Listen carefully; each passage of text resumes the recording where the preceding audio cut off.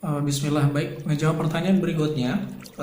Pertanyaan tentang, ya gini lagi deh. Temanya tentang hubungan tanpa status. Udah sahabatan lama gitu ya, udah komitmen untuk ada satu sama lain. Terus kemudian bagaimanapun keadaannya tetap jadi sahabat. Ada komitmenan nggak akan ninggalin satu sama lain. Pokoknya gitu-gitu dah. Sampai akhirnya ada perasaan nyaman di salah satunya, bahkan berlebih. Hingga kebetulan akhirnya ada mungkin salah satu di antaranya ada yang suka sama cewek lain gitu, yang satu akhirnya dia ngerasa macam kehilangan atau mungkin tersakiti perasaannya, takut ngeganggu, dan ada perasaan sedikit kecewa gitu ya ketika nanti menghindar, takutnya disangka dia ngingkari janjinya sebagai sahabat. Tetapi jika terus bertahan lama, ada perasaan nyaman yang itu juga cukup mengganggu perasaan atau persahabatan mereka. Mau dibilang nyaman sahabatan, ternyata ketika ada orang lain yang ketiga datang dalam persahabatan ini, mungkin cinta dalam salah satu di antaranya, kayak ngerasa gak rela gitu ya, barangkali gitu ya. Kok dia nyaman banget, dan nyamannya ini lain daripada yang lain. Ini gimana cara nyikapinya? Baik, pernah saya ulik nih kayaknya di postingan sebelumnya tentang sesahabat-sahabat apapun antara laki-laki dan perempuan, maka ini nggak bisa dianggap enteng gitu ya, karena mungkin dari secara agama hubungan atau persahabatan, interaksi antara laki-laki dan perempuan juga ada batas-batasnya. Selain kemudian kemarin dibahas tentang aman, terus menyenangkan, terus kemudian bisa memberikan manfaat, batas-batas yang lain pun juga harus ada, yaitu antara laki dan perempuan. Karena keduanya jika digabungin jadi satu, tidak ada yang lain, atau berdua aja, laki sama perempuan berdua, yang ketiga adalah keburukan. Setan masuk melalui pintu-pintu keteledoran dan kecerobohan kita yang macam begini. Maka nganti-nganti banget apabila kita jatuh dalam kondisi walaupun itu sahabatan, kakak adean, atau mungkin senior junioran, akhi ukhtian dan lain sebagainya, berbagai variasi apapun itu bentuk interaksinya, maka kita harus ganti-ganti, harus ada batas-batasnya. Rasa nyaman ini yang kemudian muncul di antara dua orang yang bersahabat, laki dan perempuan, maka ini nggak bisa dihindari lagi. Maka sesahabat-sahabat apapun laki dan perempuan, pasti di antara keduanya muncul ada perasaan nyaman, dan ketika benihnya itu tumbuh berlebihan, maka ada harapan-harapan di sana. Ada harapan orang lain tidak boleh masuk. Ada harapan bahwa nanti kenyamanan ini tetap akan berlanjut. Ada harapan ketika berdua akan terus begini sampai nanti. Nah, sampai nanti ini adalah sesuatu hal yang mustahil. Yang abadi itu adalah milik Allah. Sedangkan di dunia ini semuanya fana. Seseorang yang bisa berjanji sehidup semati saja itu bisa ninggalin duluan, entah karena meninggal karena kodratnya ajalnya sudah datang, atau juga meninggal karena berbagai hal yang lainnya. Sebelumnya cinta mati, bisa jadi benci mati. Karena apa? Karena kekecewaan, karena muncul hal-hal yang tidak diinginkan dalam kesepakatan-kesepakatan. Itu bisa jadi loh orang berubah 180 derajat gitu. Jadi hati-hati ketika kita sudah berkomitmen, entah itu dalam bentuk sahabatan-sahabatan, kakak adian atau semacamnya dan lain sebagainya. BTW di sini saya pengen tanya dulu, ada gak sih yang kemudian udah ada hubungan tanpa status yang ngejalin gitu sampai saat ini? Ya nggak apa-apa, timbuk-timbuk aja saya pakai HP atau pakai sendal, kan yang ditoyor HP situ sendiri gitu. Jadi macam apa ya kalau misalnya saya bilang ya kalem dulu aja lah. Kalem dulu aja ya, slow gitu ya. Siapapun pernah punya sahabat antara laki dan perempuan, tapi juga ada yang beberapa sadar dan belajar dari kekecewaan-kekecewaan yang muncul akibat kecerobohan itu. Belajar dari pengalaman yang sudah-sudah begitu ya. Maka kita harus hati-hati biar nggak terulang lagi. Wabil khusus di kesempatan kali ini sahabatannya udah memang lama ya, menaun sejak SMA. Bahkan ada yang bersahabat sejak playgroup itu ada loh yang sampai gede gitu, sampai akhirnya pas waktu mau lulus kuliah juga bermasalah. Karena apa? Masalah kenyamanan. Ada kebingungan di antara keduanya untuk kemudian kita ini apa, pertanyaan seperti itu. Jadi hubungan kita mau dibawa kemana nih? Nah kayak gitu-gitu kan muncul juga, yang akhirnya tidak sedikit di antaranya yang kemudian hubungan persahabatan rusak gara-gara salah satu di antaranya muncul rasa nyaman dan tumbuh harapan yang berlebihan. Jadi biar nggak ditampol sendal saya mending disepakati dulu. Jadi berapapun besar harapan seseorang gitu ya, jangan berpikir ini akan berjalan mulus begitu ya, karena kalau tidak ada arah yang jelas, visi yang sama, maka hasilnya adalah kekecewaan. Bener, mau cabut sungkan, mau terus dipertahankan juga akan menyakitkan. Jadi apa ya, biasanya cewek sih kayak gitu ya, kalau udah terlanjur nyaman tuh susah untuk ninggalin, walaupun itu menyakitkan. Seberapa lama sih kamu bisa bohong atau pura-pura sama perasaan kamu, kan itu juga sulit gitu. Terlebih kalau misalnya ini cowok gitu ya, wah ini beda lagi. Kalau cowok mungkin bisa multitasking dalam hal ini malah bisa memanfaatkan momen adanya komitmen ala-ala sahabatan itu, nggak akan ninggalin satu sama lain. Sedangkan di luar sana juga bisa pasang jaring harapan dengan perempuan di luar sana, dan itu cukup mengganggu. Nah dalam hal ini juga akan mengganggu persahabatan model apapun. Udah kayak begini udah nggak sehat. Satunya berkutat sama perasaannya, satunya lagi berkutat memanfaatkan hubungan. Jadinya udah deh, saya mau bilang apa gini, respect lah sama orang yang berusaha bertahan dengan keadaan yang menyakitkan ini. Respect kok bisa gitu ya. Harusnya pastikan dulu punya visi yang sama, bahwa sesahabat-sahabat apapun laki-laki dan perempuan, jika keduanya sudah saling layaknya atau sudah pantas untuk diperjalankan ke level selanjutnya, maka dia harus tahu bahwa hubungan yang selanjutnya itu adalah pernikahan. Persahabatan itu kan saling mengenal, saling ngebantu gitu ya. Kalau berdua laki perempuan aja, ya bentar lagi pasti pernikahan gitu. Karena dalam pernikahan juga ada ikatan persahabatan gitu antara suami dengan istri. Harus bisa jadi suami, bisa jadi istri, bisa jadi partner, bisa jadi sahabat, bisa jadi kekasih, bisa jadi orang tua, dan lain sebagainya. Malah lebih gampang seharusnya. Tetapi jika udah nggak balance kayak gini, yang satunya udah masang harapan terlalu berlebihan, ya kadang kadang saya juga gerah gitu ya kalau mau nasihatin kayak gimana, soalnya udah rapuh nih, di sentil dikit udah ambiar nih. Jadi harus pinter-pinter nih milih-milih kalimat atau diksi yang tepat, biar nggak patah, biar nggak satunya juga terkesan mengkhianati janji, yang satunya juga biar nggak seenaknya sendiri.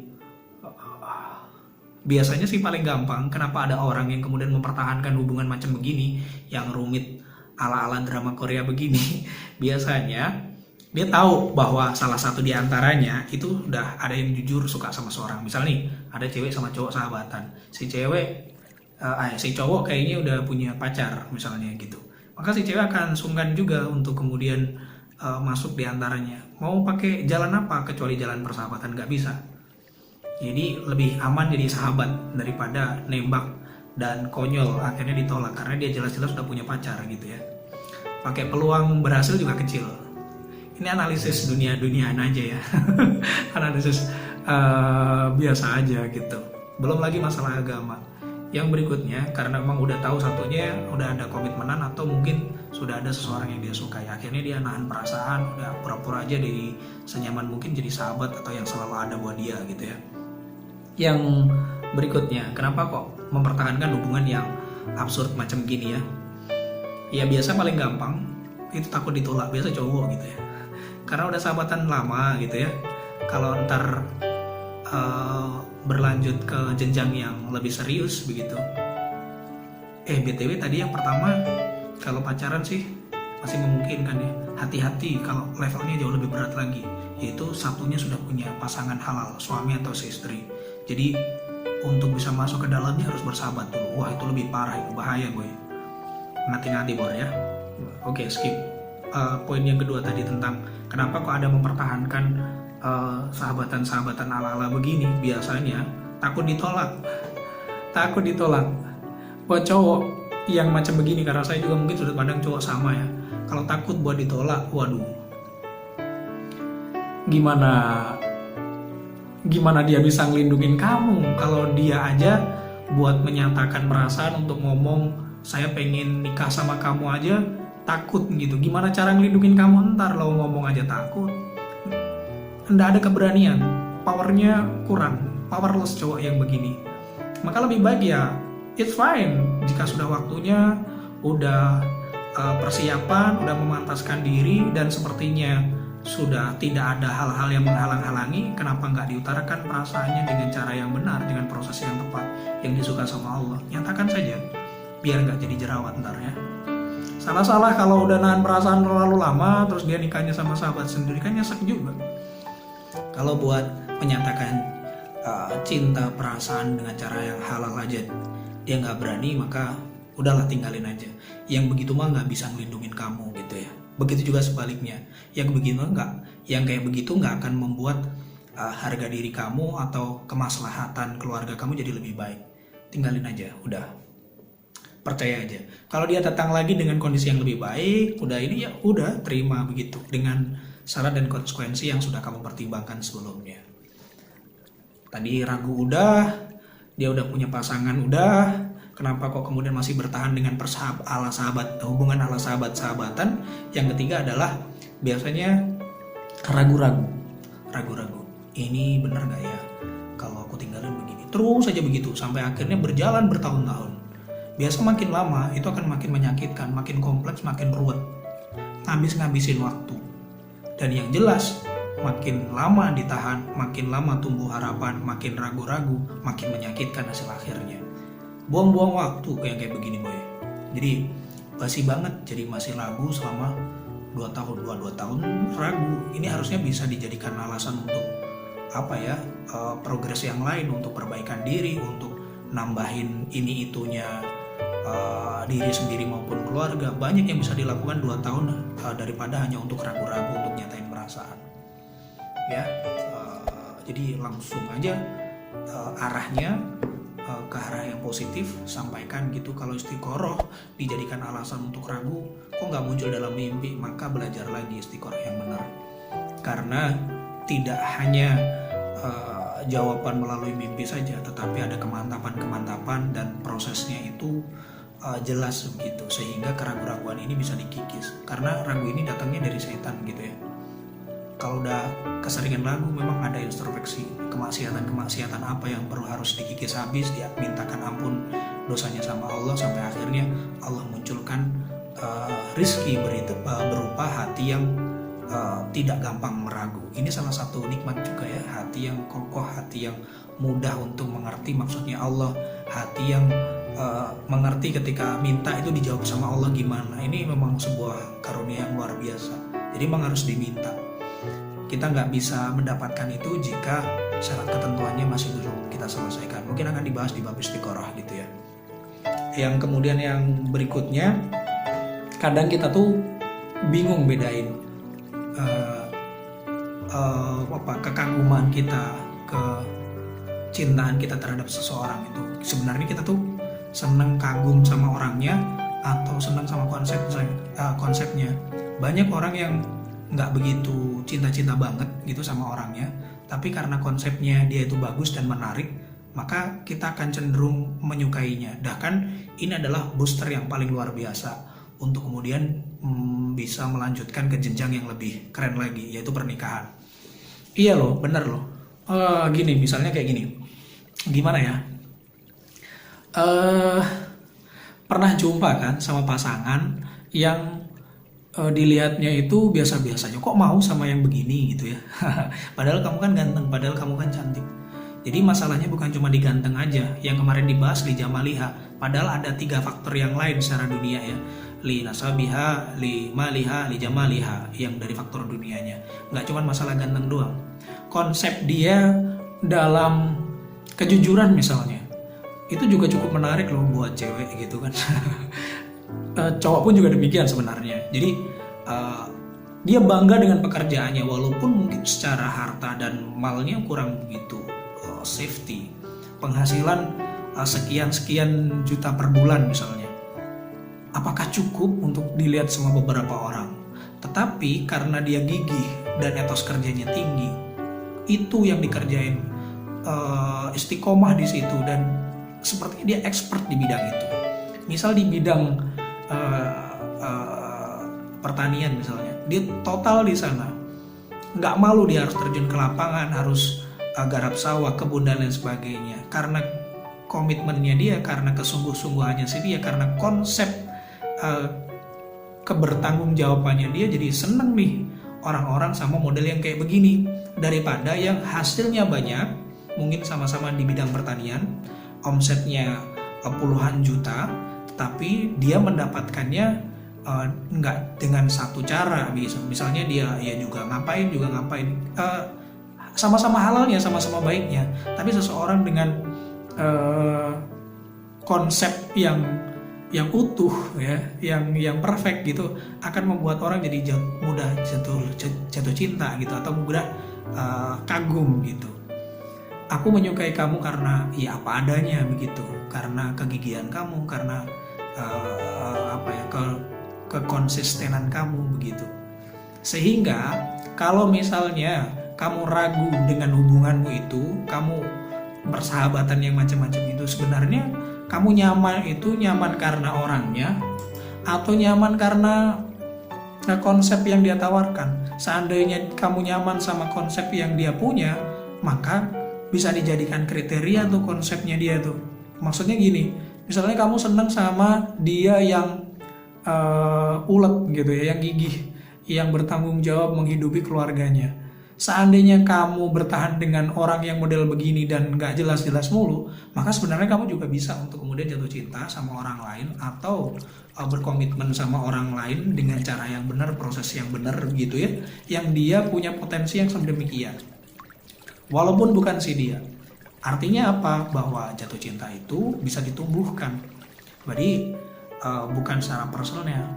Kalau kamu jatuh cinta sama personnya atau cinta mati, maka sebenarnya ini memang bener-bener nggak kepake lagi. Artinya memang harus harus bener-bener siap untuk kemudian sakit, patah, dan bahkan kecewa yang berlanjut.